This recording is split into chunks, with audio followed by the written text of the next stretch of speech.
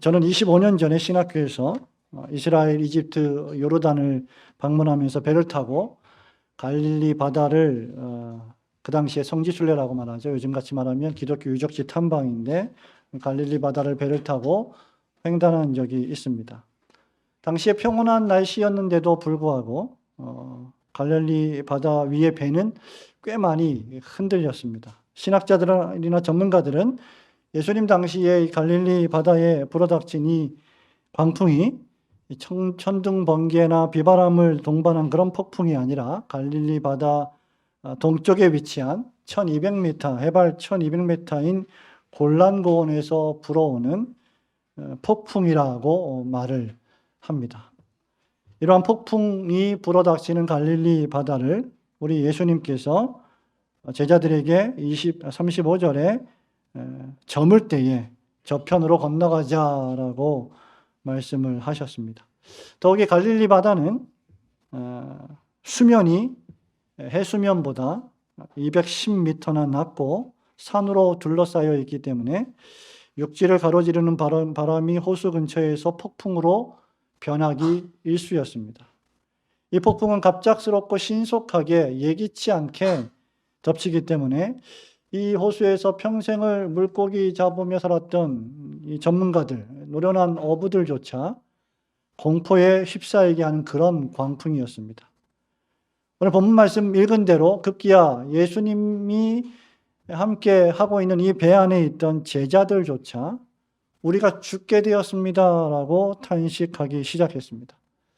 오늘 1년에 한 차례 여전도의 헌신 예배를 드리는 이 시간에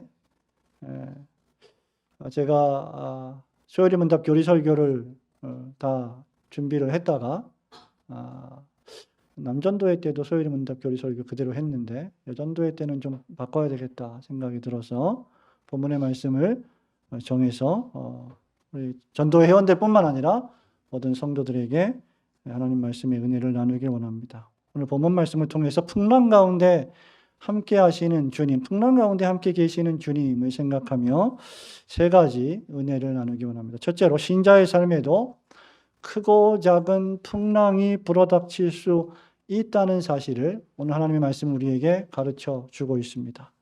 37절과 38절 말씀을 우리 같이 읽어볼까요? 시작. 큰 광풍이 일어나며 물결이 배에 부딪혀 들어와 배에 가득하게 되었더라. 예수께서는 고물에서 베개를 베고 주무시더니 제자들이 깨우며 이르되 선생님이여 우리가 죽게 된 것을 돌보지 아니하시나이까 하니. 아멘.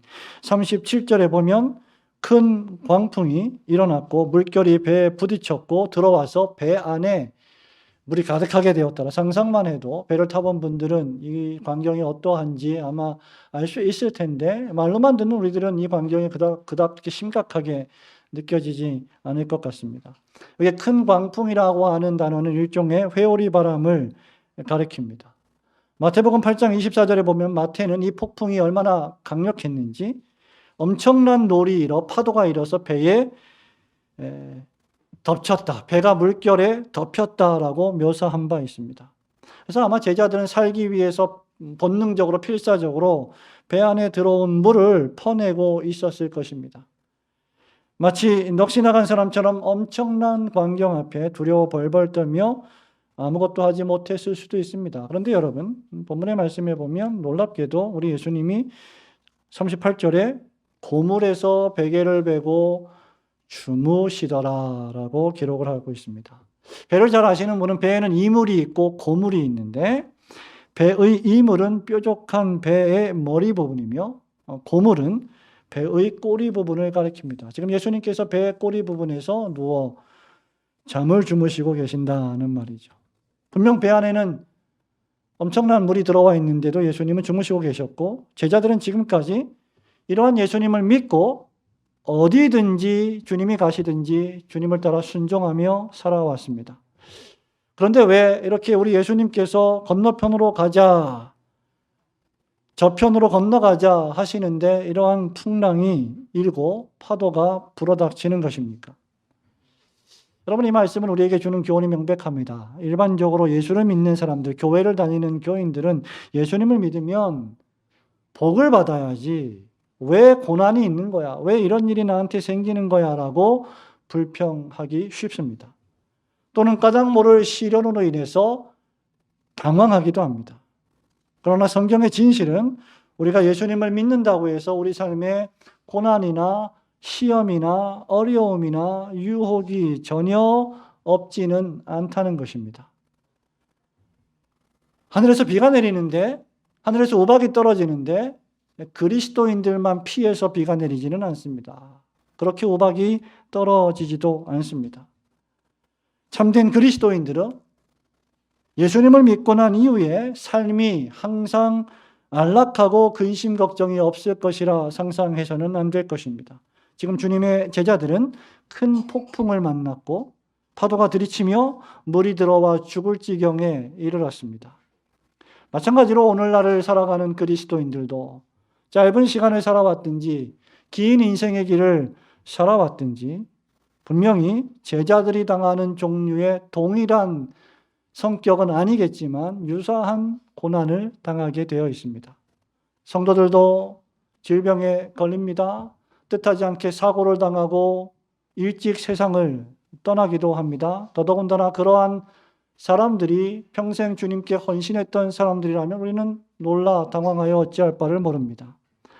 죽음에 직면하며 실망하고 좌절합니다.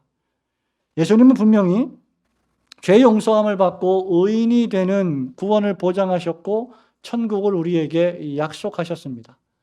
우리가 오늘 오전에 들은 말씀처럼 우리는 왕들이요 제사장들이요 하나님 나라를 유업으로 받는 상속자들입니다. 그러나 우리 주님은 이 땅을 살아가는 동안 단 한 번도 고통 없는 삶, 고난 없는 삶을 약속하신 적이 없으십니다. 그런 것들은 거짓 교사들이 하는 약속입니다. 신자들의 삶에도 천재지변, 질병, 사고, 사업의 악화, 가정의 불화, 전염병의 위협, 기타 등등의 크고 작은 광풍들이 들이닥칩니다. 지난 3년 동안 한국 교회에 불어닥친 광풍은 바로 코로나라고 하는 광풍이었습니다. 오늘 우리 교회 방문한 정필우 선교사님과 잠시 이야기를 나누는데 6월 초까지 한국에 계시는데 그 기간 동안 여러 교회로 초청을 받아 설교를 하신다고 합니다. 그런데 대부분 자기 동기 목사님들이 초청을 해서 와서 설교를 하는데 주로 다 나이가 30대 중후반이기 때문에 개척한 지 얼마 안 됐고 성도들 숫자 20명, 25명, 10명 이렇게 모여 있다고 합니다. 그나마 25명 모이는 성도가 그 교회가 가장 건강하게 또 성장하고 있는 교회라고 합니다. 코로나 이후에 도무지 회복이 되지 못해서 너무나 힘들어하는 동기들을 너무나 많이 만나고 있다고 합니다. 여러분, 이런 것들이 바로 우리가 만나는 광풍들입니다. 우리가 인생을 살아오면서 가족 중에 심각한 질병에 걸려 남은 가족들이 고통을 당하는 경우가 얼마나 많습니까? 사업을 하다가 사고가 발생해 죽을 것 같은 시간들을 통과합니다. 예수님을 믿고 산다고 해서 이 곤란고원으로부터 불어오는 광풍이 완전히 비껴가는 것은 아닙니다. 예수님을 믿는 신자라고 해서 세파에 시달리지 않는 것도 결코 아닙니다.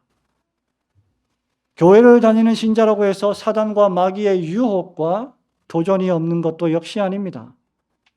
오히려 하나님을 믿는 자녀들이기 때문에 우리가 성도로서 이 세상에 속한 자들이 아니요 우리의 시민권이 하나님의 나라에 있기 때문에 도리어 우리는 이 세상에 살면서 큰 시련과 유혹과 핍박, 여러 도전에 직면해 있는지도 모릅니다. 그렇다면 왜 신자들에게 이런 광풍이 임하는 것일까요? 성경 전체 원리에 따르면 몇 가지 이유가 있습니다.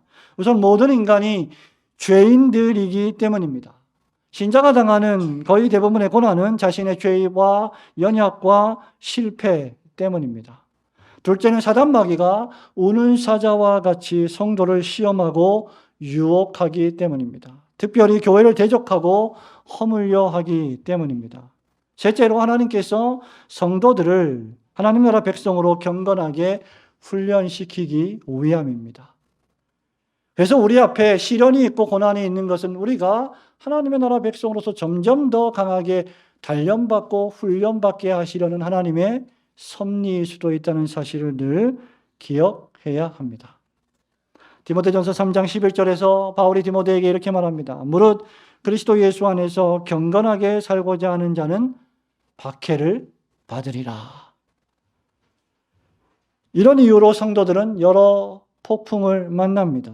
너무나 당연한 사실인데도 이것을 우리는 쉽게 받아들이지 못합니다. 그러나 신앙이 깊은 성도들은 그런 풍랑을 만났을 때 그것이 어쩌면 당연한 것이라는 사실을 깨달아야 합니다. 우리는 죄와 악과 싸우는 지상의 교회, 전투적인 교회에서 생활하고 있기 때문입니다. 우리에게 시작된 구원이 아직 하나님의 나라에서 완전히 완성되지 않았기 때문입니다. 그러나 죄인들이 만난, 신자와 불신자를 막론하고 죄인들이 만난 가장 큰 절망과 폭풍은 바로 죄로 말미암는 죽음과 심판입니다.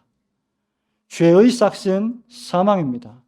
모든 사람이 죄를 지었으므로 모든 사람이 죽음을 맞이합니다. 이 원리에서 비껴갈 수 있는 사람은 아무도 없습니다.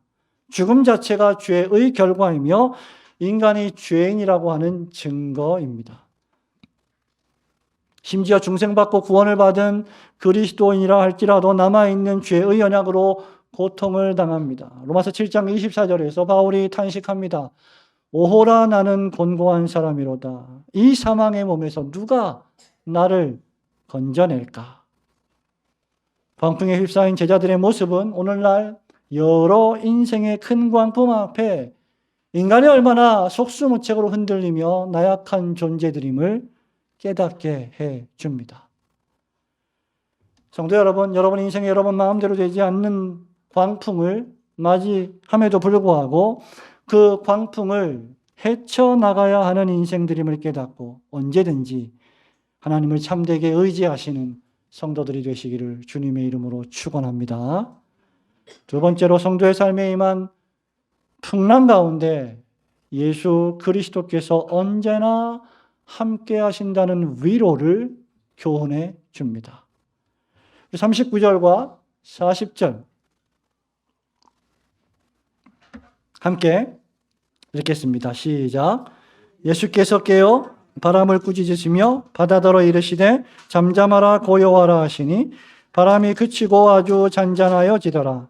이에 제자들에게 이르시되 어찌하여 이렇게 무서워하느냐 너희가 어찌 믿음이 없느냐 하시니. 아멘. 엄청난 폭풍에 겁을 먹은 두려움에 빠진 제자들이 우리가 죽게 된 것을 돌보지 않으십니까? 라고 다급하게 외치며 베개를 베고 곤히 주무시는 주님을 깨웠습니다. 우리 예수님은 마가복음 1장, 2장, 3장 우리가 읽은 본문의 그 앞에까지 계속해서 끊임없이 하나님의 나라의 복음을 전하시고 말씀을 가르치셨습니다.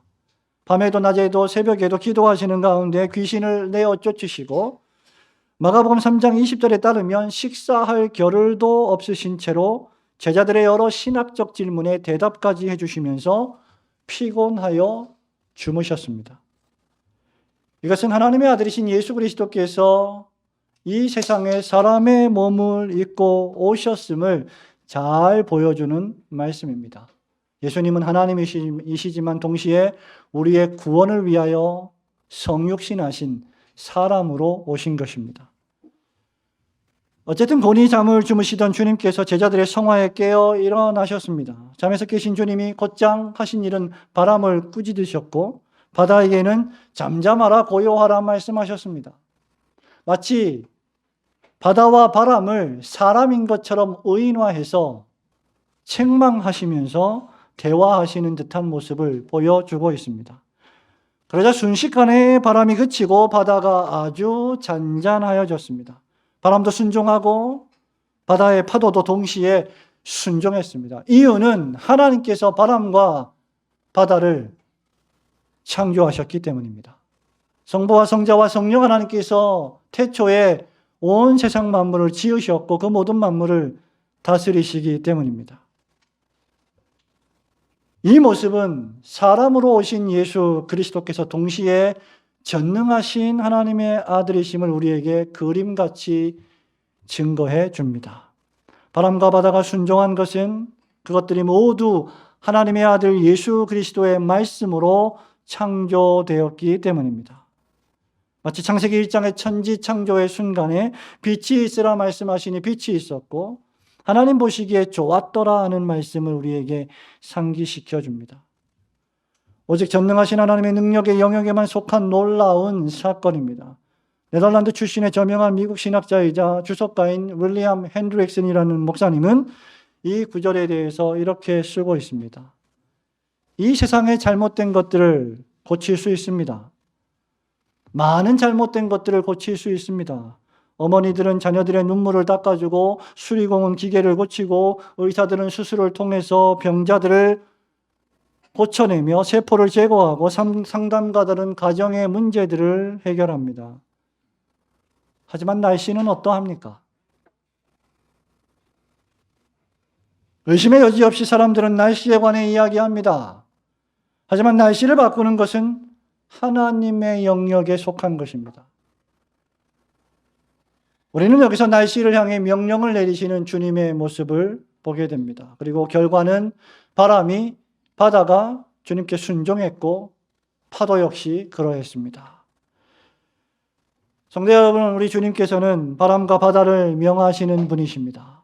날씨와 일기를 바꾸시는 분이십니다. 우주와 역사를 통치하시는 분이십니다. 조금 전만 하더라도 두려워 떨며 죽음의 공포를 느끼던 제자들은 이 광경을 목격하고 이분이 누구이기에 바람과 바다도 순종하는가?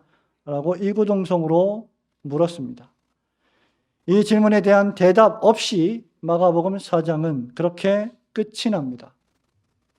이 질문에 대한 대답은 이미 각 제자들의 마음속에 자리 잡고 있었을 것입니다. 사랑하는 성도 여러분, 오늘 헌신 예배를 드리시는 우리 여전도회 여러분, 1여전도회, 2여전도회 여러분, 우리 교회가 개척하고 지금까지 1남, 2남, 1여, 2여전도회로 성장하게 된 것을 매우 기쁘게 생각합니다. 우리 헌신 예배를 드리는 모든 전도 회원들과 모든 성도들이 이 말씀을 보면서 인생의 광풍이 불어닥칠 때 우리는 그 광풍의 우리의 시야를 빼앗기기 쉽다는 사실을 기억해야 합니다. 풍랑을 만난 사람은 풍랑만 바라보기 쉽습니다. 질병에 걸린 사람은 그 질병에만 시야를 빼앗기기 쉽습니다. 사건과 사고를 당한 사람은 그 사건과 사고에 몰두하기 쉽습니다.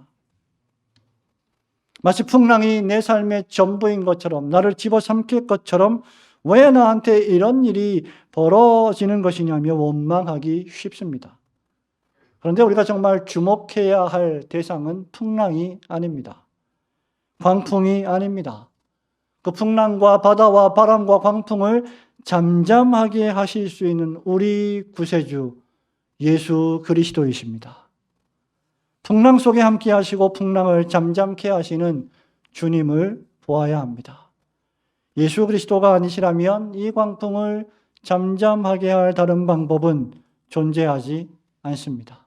우리 예수님은 언제든지 이 땅에 무슨 일이 벌어지든, 여러분 개인의 인생에 어떤 일이 벌어지든, 교회에 어떤 일이 벌어지든 여전히 주님이 우리를 돌보시고 우리가 광풍이 아니라 주님께 우리의 시선을 고정시키시기를 원하십니다. 이것이 하나님께서 우리에게 주신 축복입니다. 마태복음 1장 23절에서 마태가 이렇게 말합니다. 보라, 처녀가 잉태하여 아들을 낳을 것이요 그의 이름은 임마누엘이라 하리라. 이를 번역한즉 하나님이 우리와 함께 계시다 함이라. 믿으시기를 주님의 이름으로 축원합니다. 예수 그리스도께서는 광풍 속에서 우리와 늘 함께 하시는 우리의 구세주이십니다. 인생의 여러 광풍을 만났을 때 그 광풍 자체의 시선을 빼앗기지 마시고 오직 우리를 구원하실 수 있는 주 예수 그리스도만을 바라보시는 성도들이 되시기를 주님의 이름으로 축원합니다. 마지막으로 신자의 인생의 광풍이 일 때 신자들은 언제든지 믿음으로 주님을 깨워야 합니다. 믿음으로 주님 앞에 달려가야 합니다. 38절 말씀 우리 한 번 더 읽겠습니다.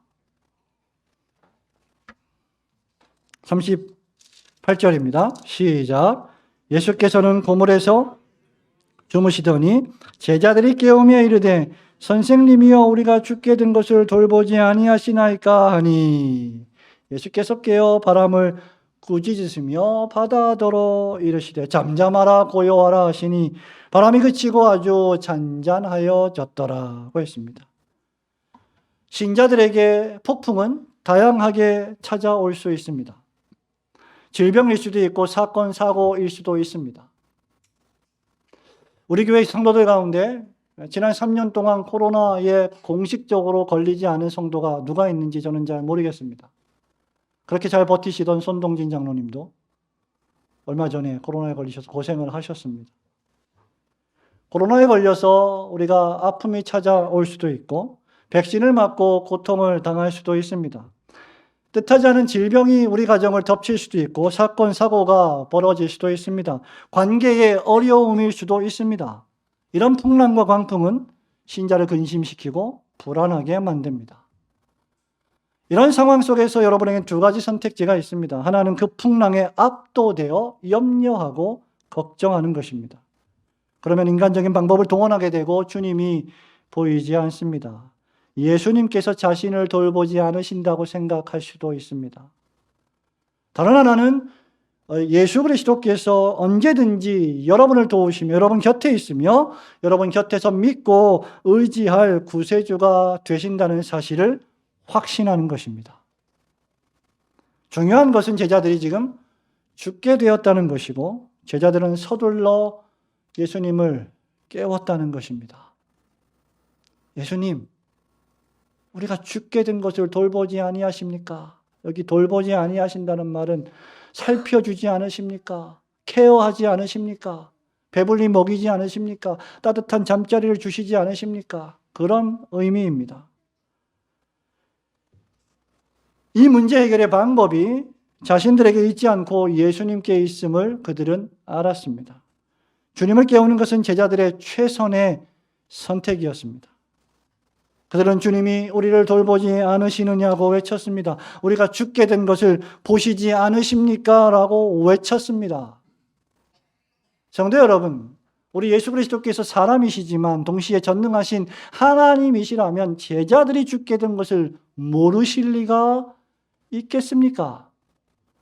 우리 예수님께서 하나님이시라면, 전능하신 분이시라면 제자들이 고통에 빠진 것을 모르시겠습니까? 이에 대한 우리 주님의 대답은 너희가 어찌하여 믿음이 없느냐는 것이었습니다. 이 장면은 그런데 좀 이상하지 않습니까? 여러분, 지금 바다의 전문가들은 예수님이 아니라 제자들입니다. 인생살이의 전문가들이, 특히 바다의 전문가들이 바다에서 빠져 죽게 되었습니다. 그런데 목수이신 예수님께 도움을 요청합니다. 성도 여러분, 우리 주님은 언제든지 자기 백성을 도우시는 분이십니다. 주님께서 여러분을 지으셨기 때문입니다. 주님께서 여러분의 주인이시기 때문입니다. 주님은 즉시 파도와 바람을 명하여 잠잠케 하셨습니다. 신자들은 신앙의 여로 속에서 크고 작은 문제들이 벌어질 때마다 언제든지 주님께 물어야 합니다. 주님께 도움을 요청해야 합니다. 주님께 무릎을 꿇고 기도해야 합니다. 예수 그리스도께서는 말씀이십니다. 말씀이 육신이 되어 우리 가운데 계신 분이십니다. 예수 그리스도께서는 길이요 진리요 생명이십니다. 예수 그리스도로 말미암지 않고는 아버지 하나님께로 갈 자가 아무도 없습니다. 하나님께서는 사도행전 4장 12절 말씀처럼 예수 그리스도의 이름 외에 구원 얻을 만한 다른 이름을 우리에게 주신 일이 없으시기 때문입니다. 우리의 문제는 무엇입니까? 문제가 벌어졌을 때 주님을 믿는다 하면서 세상으로 가는 것입니다. 문제가 벌어졌을 때 기도하기보다 세상의 전문가들을 찾아갑니다. 의사를 찾습니다. 심리학자를 찾고 과학자들을 의지합니다. 철학자들에게 조언을 구합니다. 세를 규합합니다. 숫자를 과시합니다. 능력을 과시합니다. 물질을 의지합니다. 성도 여러분, 그리스도인은 그래서는 안 됩니다. 그리스도인은 예수 그리스도만 의지하는 자이어야 합니다. 왜냐하면 세상의 전문가들은 우리의 죄를 용서할 수 없기 때문입니다. 우리를 죽음 가운데서 다시 살릴 수 없기 때문입니다. 그들은 죽음을 정복하지 못합니다. 풍랑을 잠잠케 하지 못합니다. 오직 하늘과 땅과 바람과 바다를 창조하신 주님께서만이 바람과 파도를 잠잠케 하실 수 있으십니다. 그러므로 여러분 인생의 광풍이 불어올 때 무릎을 꿇고 기도로 주님을 깨우며 진리의 말씀대로 살아가시는 성도들, 또 헌신 예배를 드리는 여전도 회원들이 되시기를 주님의 이름으로 축원합니다. 성도 여러분, 말씀을 맺습니다. 이 광풍을 만나 정신이 나간 제자들과 그 광풍을 잠잠케 해주신 사건이 기록된 이 마가복음 4장의 말씀의 목적은 분명합니다. 우리에게 믿음을 잃지 않게 하시기 위함입니다. 요한복음 20장 21절에 예수께서 제자들 앞에서 이 책에 기록되지 아니한 다른 표적도 많이 행하셨으나 오직 이것을 기록함은 너희로 예수께서 하나님의 아들 그리스도이심을 믿게 하려 함이요 또 너희로 믿고 그 이름을 힘입어 생명을 얻게 하려 함이니라고 기록했습니다. 분명히 이 큰 광풍은 배를 깨트리고 침몰시킬 만큼 무섭고 두려운 폭풍이었습니다. 하지만 우리 예수님은 그것을 고요하게 하시고 잠잠하게 하시고는 제자들을 향하여 말씀하십니다. 어찌하여 이렇게 무서워하느냐? 너희가 어찌 믿음이 없느냐? 이 말씀은 결국 무서워하지 말라는 말씀이며 믿음을 잃지 말라는 말씀입니다. 우리가 무서워해야 할 대상은 폭풍이 아닙니다. 광풍이 아닙니다. 사건, 사고, 질병이 아닙니다. 죽음이 아닙니다. 우리의 영혼과 육체를 동시에 지옥에 던지실 수 있는 여호와 하나님만을 두려워해야 합니다. 그 폭풍을 잠잠케 하실 전능하신 능력을 소유하신 하나님을 두려워해야 합니다. 우리가 믿고 의지해야 할 대상도 그 누구도 아니라 우리를 죄와 죽음에서 구원하여 내신 주 예수 그리스도 뿐이십니다. 우리가 할 일은 믿음으로 주님을 깨우는 것입니다. 그리스도께서 우리와 함께 하시고 우리가 배 안에 그분과 함께 있다면 우리는 안전합니다. 그리스도는 하나님의 백성을 위하시고 자기의 백성을 대적하는 모든 대적자들을 마침내 마지막 날에 멸하실 것입니다. 여러 크고 작은 풍랑 가운데서도 함께 하시는 주님께 감사하며 늘 이제까지 그래왔듯이 주님을 의지하시고 주님의 말씀대로 살아가시는 성도들, 헌신하시는 1, 2 여전도 회원들 되시기를 주님의 이름으로 축원합니다.